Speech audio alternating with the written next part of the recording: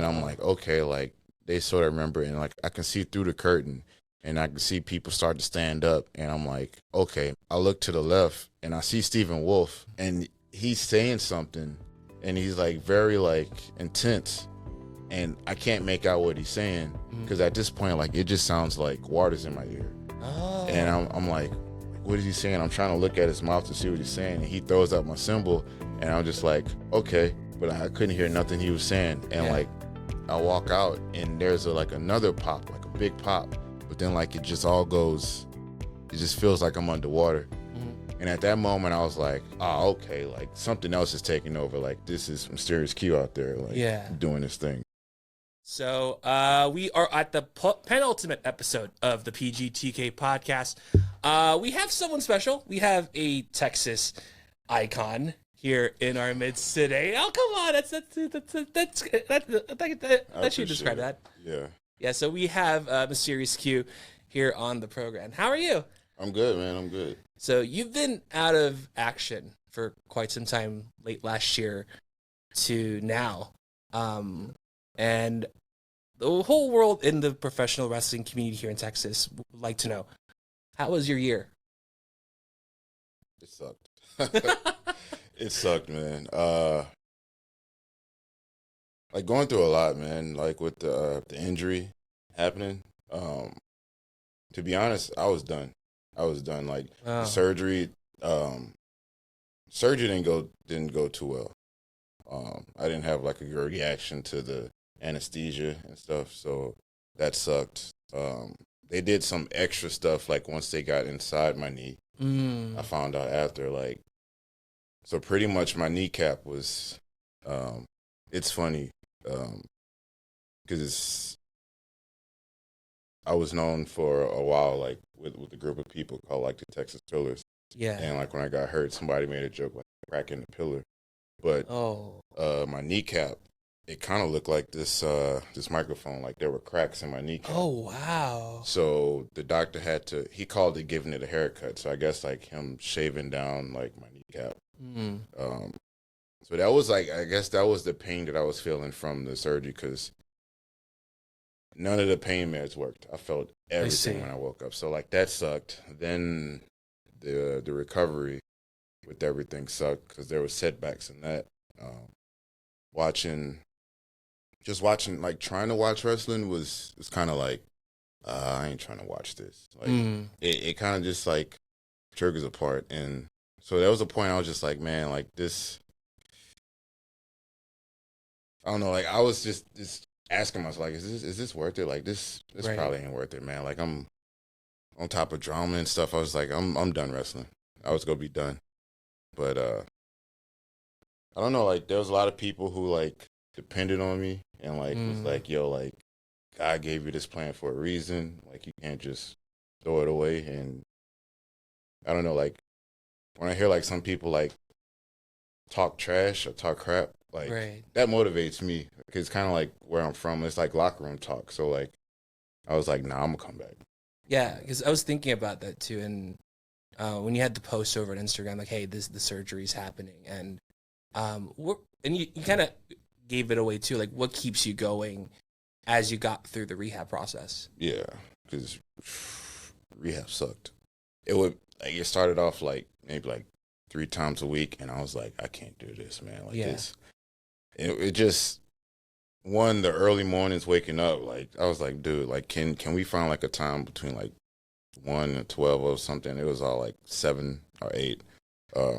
Those sucked. And the rehab process went in steps. Like, so there was me trying to just be able to bend my leg, like, seeing where I come now to be able to sit and, like, have my knee, like, fully bent, like, at a 90-degree angle is it's totally different. Like, I had to go through the level of walking, like, okay, like, I can walk. Then it was, once I was able to walk without the crutches, then the hard part started. Then it was like, okay, like, can you do this? Can you do this? Because you're back up walking and you think, okay, I'm back to normal. And you're not, like, walking up steps, like, being able to jump or being able to, like, walk or run. Like, I'm still learning how to, like, run with this new knee and everything. So, like, it was pretty tough, man. Yeah, and what was the one thing who gave you the push to really get through your rehab process? Like, were there any people that were there saying, "Hey, just keep doing, just keep going, just keep going"?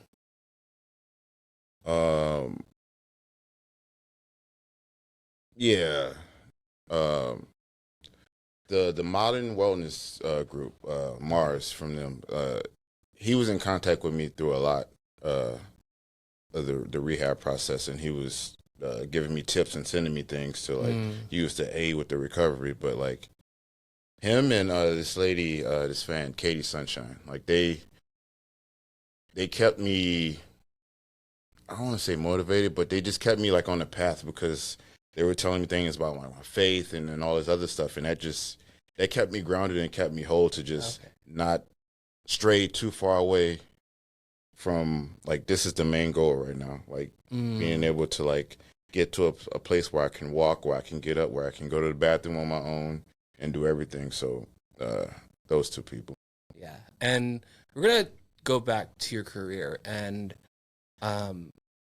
part of what I was looking at too is having a lot of titles with different promotions. One thing that kind of struck me too is, of course, the New Texas Pro Championship, and you were there for 644 days. I think that I'll put a ding if it's an incorrect note, but it's more than 600 days. To have that longevity with that championship, especially in your career, what was that feeling like having that title for such a long span of time? During that time frame, during that time frame,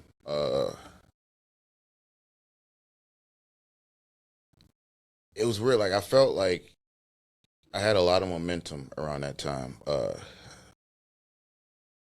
It came at a weird time too, because it was like right after the pandemic.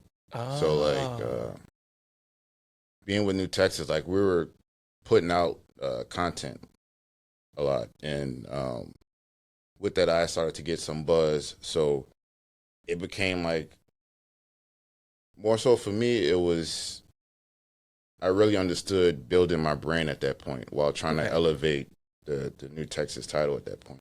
And man, like that to look back on it now, it's crazy to think, but it was so fun because we could just make a post about like the number of days and then just say, hey, who want to come try to end it? And it would be a flood of indie wrestlers, just like good big name indie wrestlers, like trying to come and defend for the title. So like that was a fun time. That was a peak time, man. Like my stock definitely grew around that time. And especially with going into reality wrestling, you were a 2-time television champion. That one struck me the most, to have that belt twice.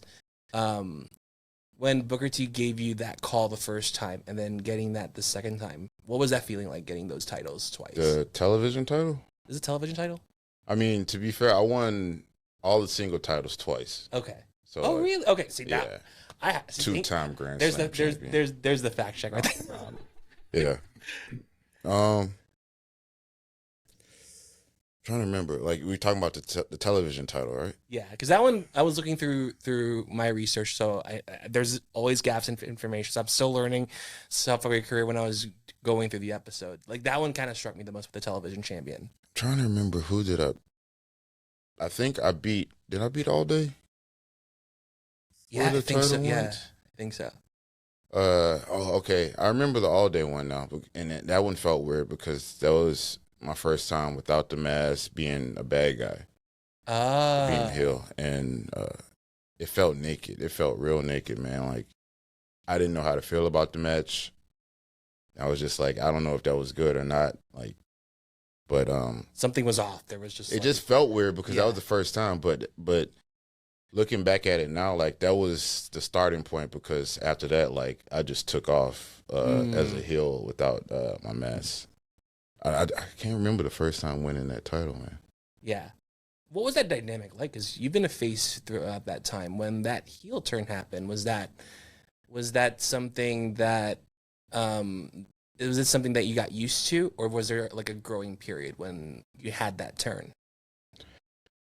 Um, I'm gonna say it was a growing period because it just came out of nowhere. Like, Ah, as you know, things changed. We had a direction that we wanted to go, if I remember correctly, and it kind of changed. It kind of just switched. I don't know. I think it was because Tempo was leaving. okay. And so like I just like jokingly suggested it, and like we moved past it, and then like they just suggested it back again, and I was just kind of like, all right. Like I feel in wrestling, it's kind of like a corporate job where your boss asks, "Hey, can you come in on this day?" Or "Hey, do you want to come in on this day?" Yeah. And they say like they question you as is your choice, but you really don't have a choice. It's kind of like, So you're basically like, "Hey, at can the you wall. come in?" Yeah, "Hey, you're coming in this day." So it's like, "Hey, would you do this?" And that's just how I felt. Like if the promoter or whatever asks you to do something, like you do it. Yeah, If if it exactly. makes sense, yeah. So I was Right. just like, okay, and so yeah, it took a while to grow, but once like I understood it, it was there from there. I was like, oh, this is easy. This is easy. Yeah, because it's easier because the crowd is with you against you. Because Yeah. now it's one of those things where, because I had another guest here, like a guy named Ethan Hunter, and he's like, "Oh, I love doing the heel. I love it. 'Cause it's as long as you're doing their part, your part's gonna be a bit simpler. Yeah. When that happens. Yeah, So definitely. yeah. So and moving forward, you have another lengthy run too with RCW. That one has a lengthy run too. To have a promotion outside of Houston and to get the RCW title for that length of time, coming into a different city, like what was, and I always ask this with everyone, what is the dynamic like from another promotions behind the scenes and a lot of the stuff in ring? With RCW, that one it was a little bit of validation for me to like saying that like for me saying I advanced from a previous like level I was at Okay. because I knew of RCW like way back when I first started, but like I was never like booked on their shows. And then like the lineage of the title with Michael Faith having it, Hernandez, and there was some other people, but like mainly I remember like Michael Faith having it, and like he was doing some crazy stuff because he was a big dude, but like he called himself the Larger Door, and like he can do all this like hybrid like flip stuff. So as far as like the dynamic, it depends on like what you compare it to. Like if I was comparing it to like where I was coming from, which was Row. To be honest, there's not a lot of places who there's not a lot of places who the backstage dynamic and everything compares to Row. Like there's other places in Houston who does it. Like I can say it because I've been there. New Texas does it. There was I want to say maybe a promotion in Ohio. Like those like the only three that I've been a part of.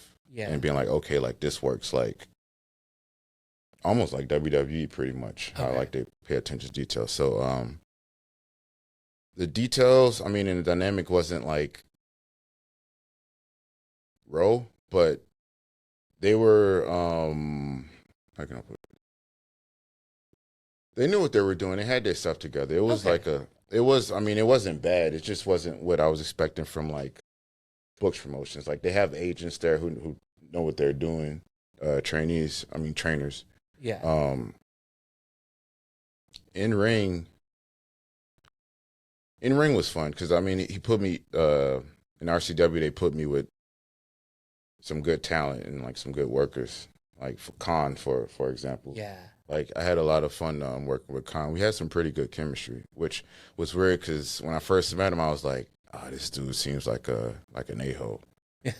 Like before I met him, and I met him, and he was cool as hell, and I was like, "Oh man, like you." And like Different guy. Yeah, and at the time, like I think like he had just moved down, and I don't think he knew how good he was. He was like, "Yeah, I'm just trying to make a name for myself on the indies down here." Oh yeah. And I was like, "Bro, like."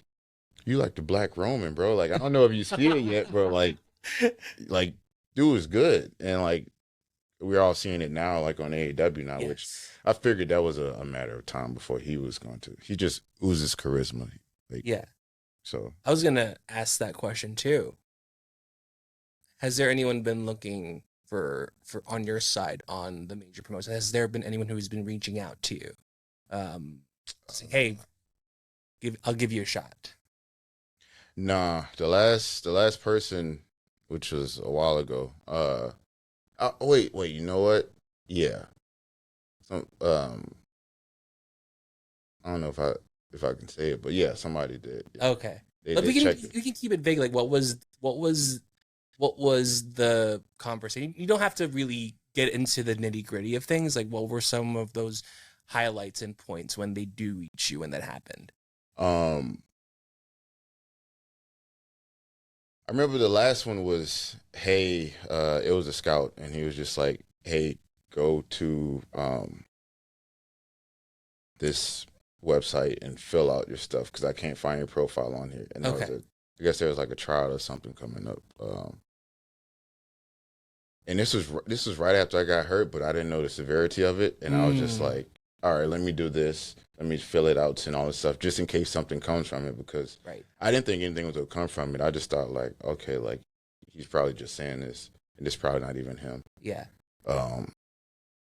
So, like, I filled out everything, sent it, and then, like, the next day I got my MRI results, and it was like, yeah, that's a complete tear in your MCL and meniscus, and I was like, damn. Yeah. And I knew it was done from that, so that's why I made the post, so, like, everybody knew, including him. So, like, I don't just fade away and just saying, like, oh, like, I'm hurt. Yeah. Making it seem like I'm just trying to fade away from a opportunity. Mm-hmm. So, because that's happened a few times, like, even, I can say, like, with AEW, with email coming saying, like, hey, like, we have this, can you show up to be, like, extra or whatever? Yeah. But, like, I was hurt. And I didn't want to show up hurt in case an opportunity popped up. And so, like, there's only, like, a few more times to where, like, somebody can give you an opportunity and it's like, oh, I'm hurt. To where it's just like, no. Yeah. I mean, I feel that way. It could be different, but I feel that way. If you get the call again, you'll definitely take it. Definitely, yeah. Yeah, absolutely. That's the one thing. And do you have, and I was thinking about some of your matches, the one that catches me the most is a lot of your stuff with Brian Keith. And what makes working with him such a special thing to do whenever you guys have a feud with New Texas or anything that you've faced with him in the ring? It's crazy because we kind of just, like, grew up in the business. Okay. So, like, I was around first, but then, like, he came up through, like, Texas All-Star, I think, at the time. And it's crazy because you always saw him around and, like, just treated it like a little brother. I would always joke with him or, like, roast him or, like, try to rib or whatever, and he would pop back. I don't know, he's just always been around, and the craziest thing is, like, he saw all of this before, like, it even came to. And, like, he would try to get me on board with it, like, bro, like, this is about to happen for us. Like, his thing will always say, like, this for us, bro, like, we gonna do this. Wow. And, like, he would see it, and at the time, like, I just wasn't seeing it because I knew of outside and other factors that played a part in things. But it's just crazy because, like, even, like, with some of the stuff that, like, me adapting, like, the Hayabusa image and stuff, he knew about, like, all that. Because when I was coming up, like, when I was like, all right, cool, like, this is the guy who, like, I want to be like. Not a lot of people in my circle, like, knew who Hayabusa was till I showed him. Yeah. He knew all about it, and he would send me stuff on Hayabusa. Oh, he's fanboy as much as you are. So, like, he knows this, he knows his stuff. So I was like, all right, cool. So it's crazy because we can just go in the match and then be like, okay, like, you want to do this, we can do this, and a lot of stuff, it could just flow. Like, moments just happen. We don't have to say anything, and it just clicks. So, like, it's real cool seeing him because even, like, around the time, like, when I was hurt, I think like he had an ROH match. And I think the winner was going to qualify for like something on a pay-per-view. And I wasn't planning on buying a pay-per-view, but I watched the match on regular TV. I mean, on YouTube, and he won. And I was like, oh, damn, now I got to go and buy this pay-per-view. It's like you're just reeling you in at that point. So like, it's real cool to see like the stuff that he's doing, man. Like even with this new gimmick he has. Yeah. And like, I see like a lot of people try to like bash it, but if they know Brian Keith, he will take this and have the most fun with it and make the most out of like this opportunity of this new thing and make it something. No, and that's what's interesting about BK's new gimmick, is I have friends who are like, oh, why is he called the Bad Apple? No, and you mentioned it too, where no, he'll amplify that character, and he'll be like, I'll take this, I'll make it times 100, and it's one of those things where it's just really maximizing and capitalizing on that gimmick to make people go over. And people have gone over. It's just there's a loud minority that's like, yeah, I kind of like I kind of like that character. But I'm like, no, that's wrestlers change, wrestlers evolve. Yeah, and over time. He already has a T-shirt with the catchphrase on it. Yeah, so that lets you know it's working. Yeah. So like, people, the negative people in the comments, like sometimes it's good. Because if you can hear that and take it and just like, okay, I'll take that and I'll use that as fuel. Thank you. Yeah. But yeah, he's killing it right now. Yeah. And one thing I want to bring up too is Davey Richards and facing him for a few matches too. And he's been in the business pretty much on a longer basis. Like, Stevie Richards or Davey Richards? Oh, Davey Richards. Davey Richards, yes. Oh. So, we'll cut that. One of your matches is with Davey Richards, and to face someone who's been in the business for as long as he has, what was that feeling like? The first time I was scared. I was scared as hell. He was a whole lot bigger back then.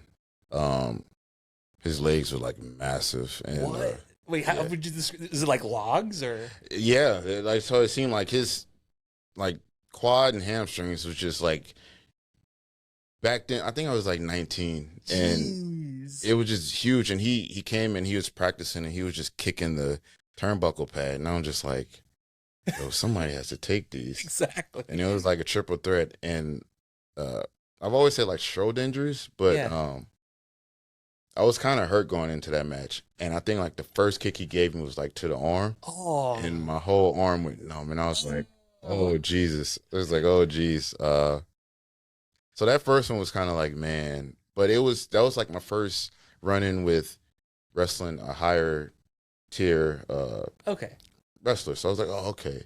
The second time I was more seasoned. I was more advanced. So like that second match, it was pretty cool.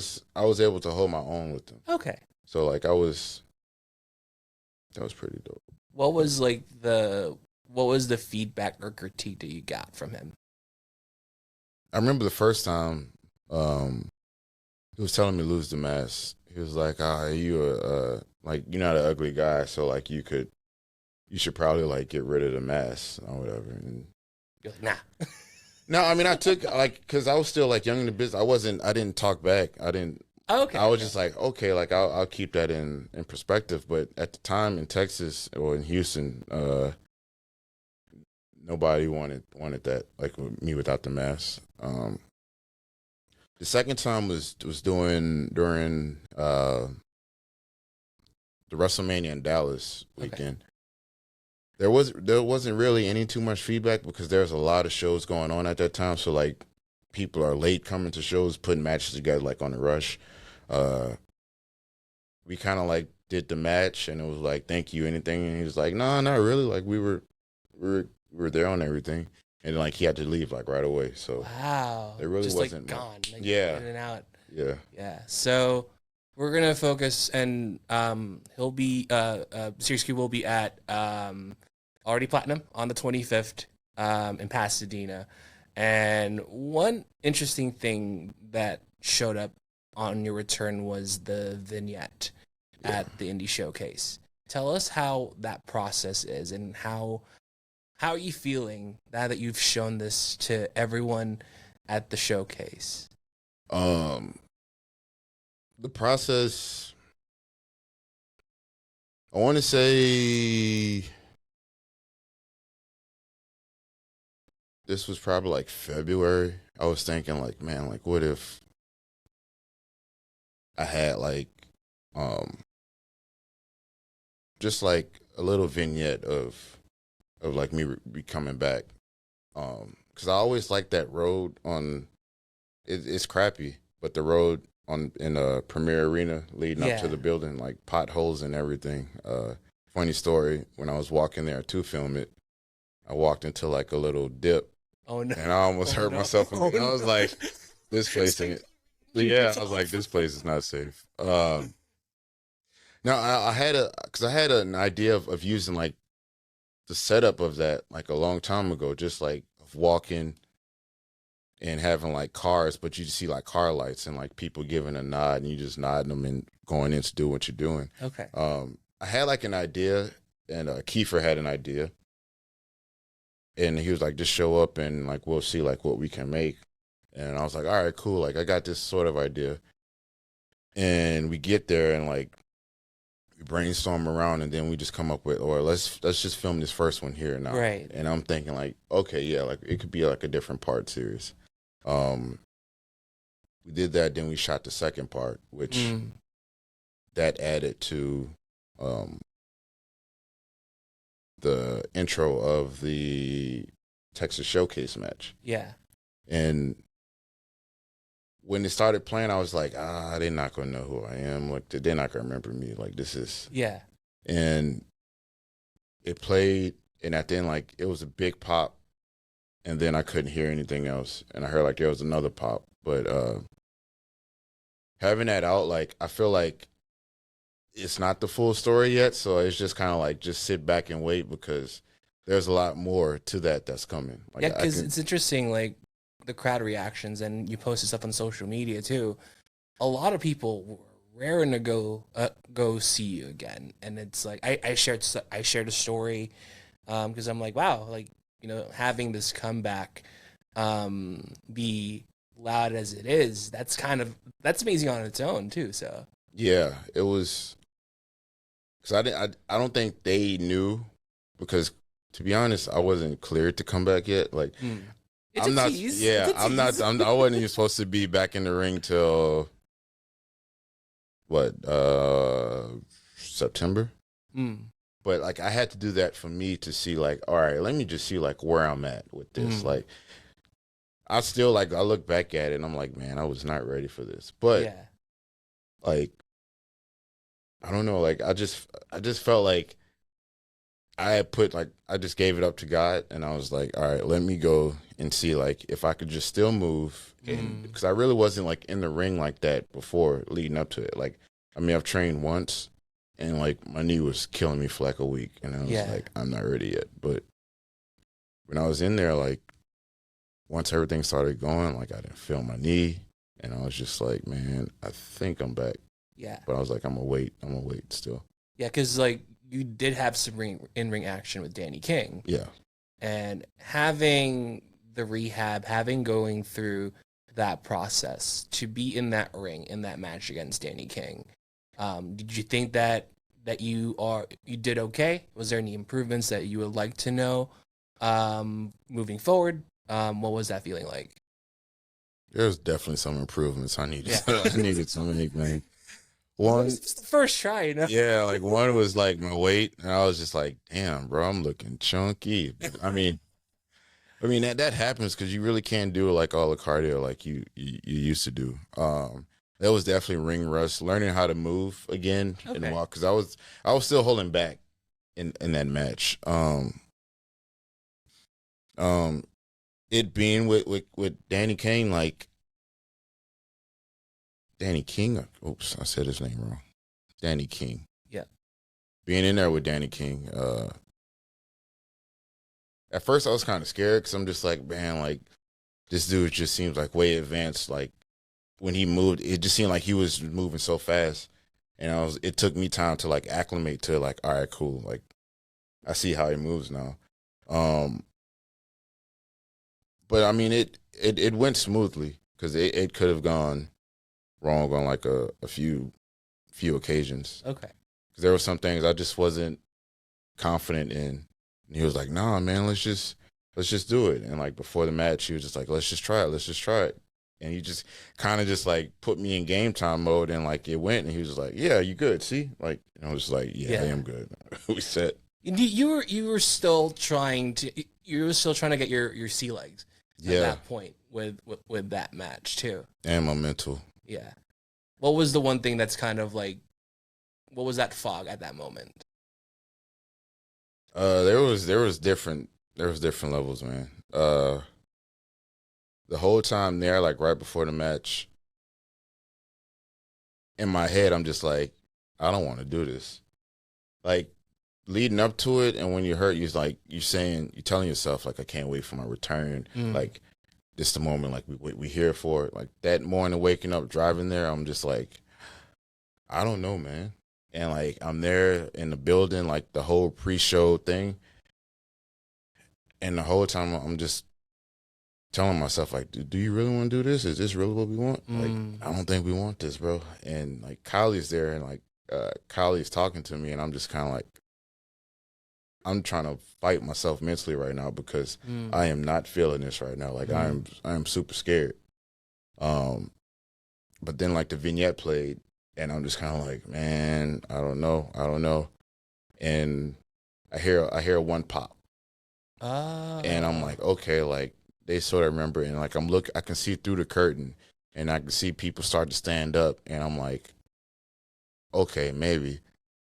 And a little behind the scenes, I look to the left, and I see Stephen Wolf, and he's saying something, and he's like very like intense. And I can't make out what he's saying because at this point, like, it just sounds like water's in my ear. Oh. And I'm like, what is he saying? I'm trying to look at his mouth to see what he's saying. And he throws up my symbol. And I'm just like, okay. But I couldn't hear nothing he was saying. And, like, I walk out, and there's another pop, like a big pop. But then, like, it just all goes, it just feels like I'm underwater. And at that moment, I was like, oh, okay, like something else is taking over. Like this is Mysterious Q out there, like doing this thing. So yeah, and it's interesting. After the match, what was that? What was that like? I was thanking God. I prayed as soon as I got out. I prayed, and I gave all glory to God because that had to be God out there because I didn't feel my knee at all when I was out there, and like it just we got through it in my head. I'm like, I think we're back. Next day was different, but at that moment you're like, that's it. Yeah, I was like, I think over. Yeah, I think I'm back. But I gave praise and honor to God after that because that definitely was Him. But we got through it, and I wasn't 100% happy, but I was glad that I was able to get through it. And that let me know, like, everything that I did leading up to that process, the setbacks and everything, like, I felt God put people in my corner who knew what they were doing to get me to that point. Yeah. And when the announcement was made that you are talent at Already Platinum, and seeing your face again with the mask and saying talent announcement, Series Q is part of that. What are you looking forward to coming into next week?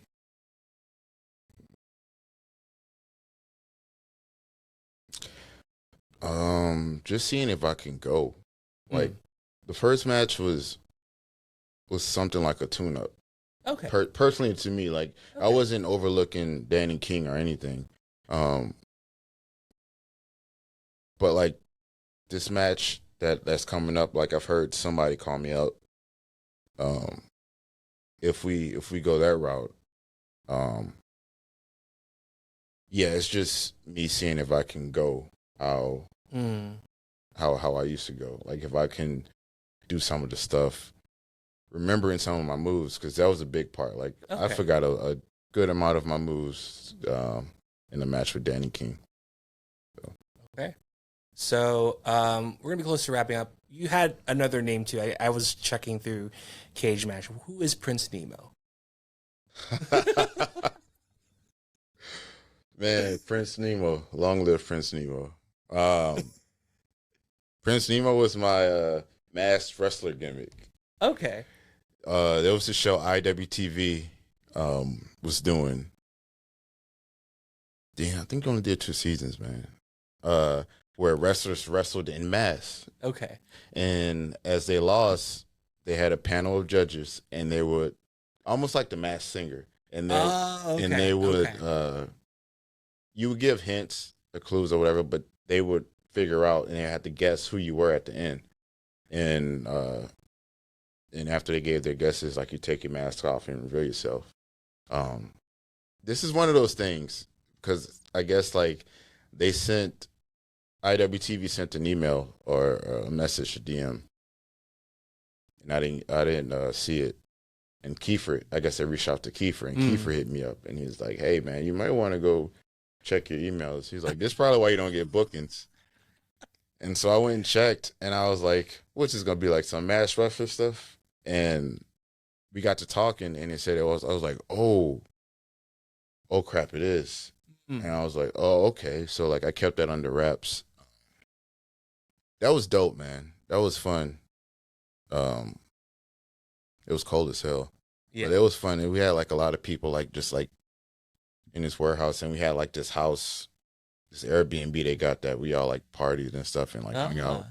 But it was cool, man. Prince Nemo was dope. Yeah. I had to look at that. I was like, that sounds like a gimmick. It's close to it. It's close to a gimmick.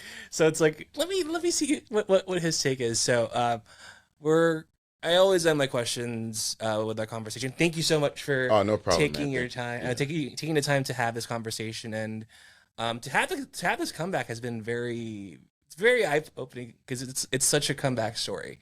Yeah. With what you're going through now, that you're gonna be in already platinum on the 25th, and I do have a question too, where the World Health Organization listed adolescents between the ages of 10 and 19. Now, between those age ranges, people do tend to pick things up as they grow up within those ranges. Now, if you're in the same room as a young Mysterious Q, and you're in the same room with him at the age of blank, what would you like to talk to him about?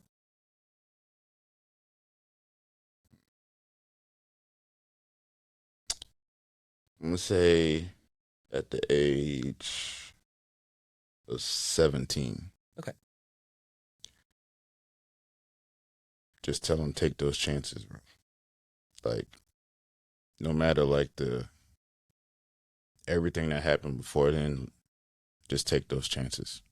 What's at that moment? What are some moments that are holding you back at that moment, at that age? Fear. Okay. I had just seen like my city destroyed. A lot of people I knew died. I lost some friends. Oh. Yeah, I guess like around that age, I just felt like I was supposed to die. I felt like I was just living on borrowed time. And that kind of carried on until maybe like 20. But if I could like talk to myself at 17, I would tell myself this is a fresh start and take advantage of those opportunities. And how did wrestling play into that? It gave me, no pun intended, it gave me a whole new mask to wear out in the world, because I don't know, I wasn't always like, I was a very shy kid growing up and stuff. And after the hurricane and like moving to like a moving to Houston, a new state, it just, I don't know, I just felt like lost. But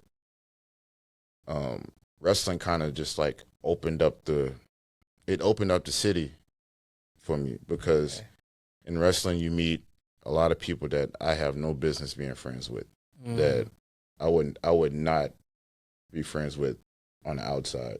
Yeah. And it just gave me a new kind of perspective on life, a perspective on respecting people and showing respect, like introducing yourself to people, shaking people's hands and stuff. Yeah, it's crazy when you put in perspective and look back at it. But wrestling did a whole lot. It created a whole lot of structure in a time where all my structure pretty much was gone. I see. So, awesome. Yeah. So I have nothing left to give. You have the floor. Where can we find you? And what's coming? What's up next for you on Series Q? I'm on Instagram. I think I lost my Twitter, so I'm gonna have to redact. Yeah, I'm gonna have to start a new Twitter account. Yeah, so right now I'm pretty much on IG. Like Facebook's still there, but I mean I'm not really on Facebook. I'm still not getting a TikTok. Still not getting a TikTok. That's the wave right there. Yeah, I'm on IG. I'll get on Twitter soon. As far as what's coming, I mean, there's a saying in Texas, which is big things are coming. Oh, yeah. Oh, yeah. Big things coming. To be fair, man, I don't know what's coming, man. Like, I can give you my hopes of what's coming, I want to say like a new Mysterious Q. A mini webisode series. So like you'll start seeing vignettes and maybe some promos. I want to say like I don't know if people gonna think I'm talking shit, but I'm sorry. No, you're fine. Talking crap, but I mean, just like a new era of Texas, man. Like I felt like when I was hurt, like I felt like some people was holding it down. And then, like, they got signed, or, like, they left. And it seems like everybody's getting signed who really just stuck with it. So, I never claimed I wanted to be, like, the top or king of Texas or none of that stuff. Because I felt like the way I came up, like, I was always relevant. Like, I wasn't always the top, but I was just always around it. You're in the loop of things. Yeah, I was always around it, like, in a loop. And I know... Looking back now, like I can push people to be like their better version. I can push people to have good matches. So like, I think I'm gonna just take the lead to try to rein in a new era of Texas. Like I'm trying to get back to this. I don't like this bubble mentality. Like there was a point where Texas was hot, post pandemic. We kind of like cooled off, and maybe that's because a lot of our talent is getting signed. Yeah. And that's good. But I think now is at a point where we really need to start building up like the next people to come behind. Like we open doors, but we need more people coming through those doors, because I think like the top people right now that you see in the business, which I'm saying this because I was off social media for months. Yeah. And there were people's names who were popping up other places, and I was like, okay, like they must be killing it. Like Zilla Fatu. Yeah. Which I think like he's just pre-made, man. Like he's NOI Dynasty. That's that lineage. Before his first match, after his first match, I was like, bro, like they probably should just call you up there right now, bro. Like, yeah. Zilla, Dustin Wynn. Yeah. The Wind Dragon. The Dream Team. Yep. And which is Casey Kareem and Danny King. Yeah. And what's his name? Tyron Beckham, which is I knew him from YouTube. Yeah. Because he had like a big following. Yeah. So like those guys, I mean, and there's like trainees I see coming up, and I'm like, all right, cool. Like I see something in you, but like those, I want to say like those 5 guys, or 4 guys, that's like the next I see coming up. But I think 3 of those people might be signed like in the next year. Yeah. So like, I'm just trying to help bring in like a new era of Texas, get back to like having good matches, putting Texas back on the map with things. And at some point, like, try to see if I could get somewhere and do this for a living, whether that's overseas in another country or like somewhere here, like under a contract. But like I know mentally I have a ways to go to get to that point. Yeah. But it's not out of reach. Like I'm 100% of the mind frame now that God gave me this whole route, this whole plan for a reason. And like no man, no matter his stroke of power or whatever, can take this away from me. Right. Like if I can't, I'm telling you right now, if I can't, I'm gonna have some kids. And what daddy don't get, they go and take. Yeah. So that's where I'm at. Awesome. So we'll end our episode for this week. On the finale, we are moving from a Texas icon to a Texas Hall of Famer. So just follow us on social media for the podcast. And as always, thank you so much for watching. Be awesome with each other. And I'll see you guys on the next episode of the PGTK Podcast.